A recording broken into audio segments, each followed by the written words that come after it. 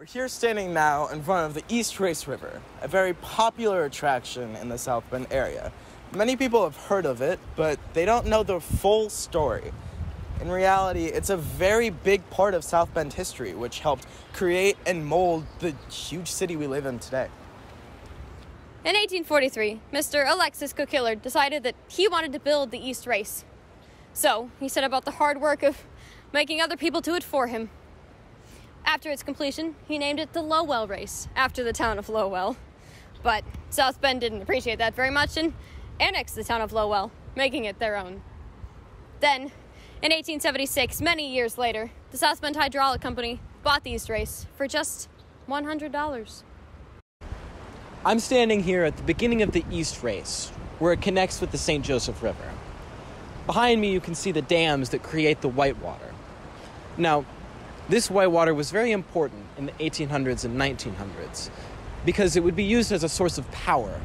Companies like the I&M Power Plant and the Stevenson Mills would both use this power to facilitate their business ventures. This tiny little river helped South Bend grow from a little city to a slightly less little city.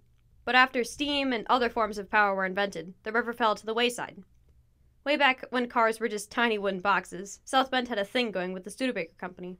They set up a plant away from the river, turning South Bend away from the South Bend. They helped get jobs and all the boring stuff, but most importantly, they bestowed upon South Bend the gift of fancy, cool cars. The Studebakers took all the fun out of South Bend when they ran out of money in 1963, and the company went out of business. In the 50s and 60s, South Bend forgot about the East Race and decided that water sources were the best place to dump our trash. A proud American tradition. In 1954, the East Race was filled, and by the time Studebaker closed in 1963, it was a mere memory. The area stayed in decline, and the river was filled, but the South Bend Watershed Company were big fans of water, and probably sheds, too. So they proposed that they bring the East Race back, but this time with kayaks. In 1973, they made a brilliant pitch to then-Mayor Jerry Miller to create a whitewater rafting course and boost economic development. But it couldn't have been that brilliant because he said no.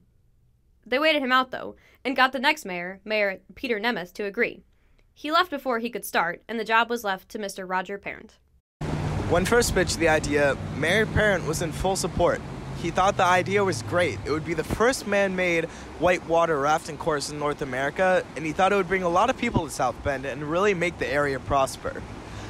Surprisingly, he got a lot of pushback from taxpayers, specifically taxpayers who were too lame to own kayaks and wanted to do boring things with the money, like build bridges, roads, and pay the government. If it was between that and a sick whitewater rafting course, I know what I'd pick. But finally, in 1982, we finally got the $3.2 million grant, which is over $10 million today, to finally make the project go underway. Mr. Parent got the city digging and was on track to finish the East Race in 1983, but they hit a problem. As Parent said, concrete shot up from the bottom as though it was as light as styrofoam. Now, I must say, I'm a little skeptical as I've seen the pictures, but to say the least, the East Race had a problem. Engineers did a ton of tests to figure out what it was, only to discover that the East Race was built over flumes, which was causing a lot of hydroelectric pressure. Now, I don't exactly know what that means, but apparently it was a huge feat of engineering to fix. The engineers got rid of the hydrostatic pressure by draining the flumes and filling them in with concrete. After that, it was smooth sailing, or perhaps smooth kayaking. The race opened in 1984, and Roger Parent went on the opening ride with two trained professionals. Let's take a moment to appreciate the 80s mustaches. So, what was it like going down the East Race for the first time? For the first time, that was fun. We had the ribbon cutting. We had a ribbon stretch across the East Race, and some guys, and we got in a raft. Thank God there were guys who were really good at that. And they gave me a big pair of scissors. And when we got there, they stopped. Cut the ribbon, went through, and it was a flyover by some Air Force at the time. It was really exciting because people had said, "Oh, this will never work," the same kind of thing. And I remember at the time that we had the groundbreaking, there were people there who had opposed it. They were all for it. And same thing with the stadium, by the way. The people who opposed it, when we opened it, they thought it was a great idea. Ever since the first ride, the course has been a major hit, bringing people from all over the Midwest and even Canada to the South Bend area. By 2013, over 300,000 people have attended to the East Race, and every year we get thousands and thousands more. In the 1990s, the course was also used for high-level international competitions, like the Olympic Festival Trial for kayakers, and the Champion International Whitewater Series in 1992. It's defined as a Class II entry-level waterway, and can be adapted for different skill levels and speeds. The real reason it was successful was because it brought in the money. Is it basically just a stream of water for tiny boats to go fast on? Sure. But it also brought huge economic development to an area of South Bend that was sitting and doing nothing except depreciating value and growing weeds. So, obviously the East Race has been a success, but did you expect it to be a success to the extent it is? Like, what was your expectation with the I East would Race? say that my expectations were always a little bit less than what happened in this case.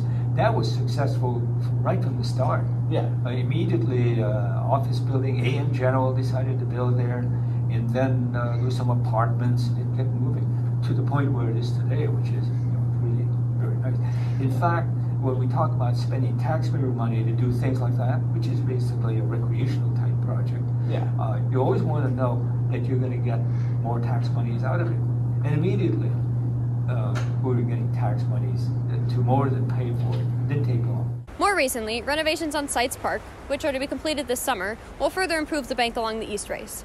Additionally, Notre Dame has begun the installation of a new hydroelectric generator, which will bring much sustainable energy to the campus. Go green energy! South Bend has embraced the East Race and has adopted it as a center for economic growth and leisure. The history of our abandoning, readoption, and renaissance of the East Race is a great depiction of the history of our entire city and a good sign for the city to come.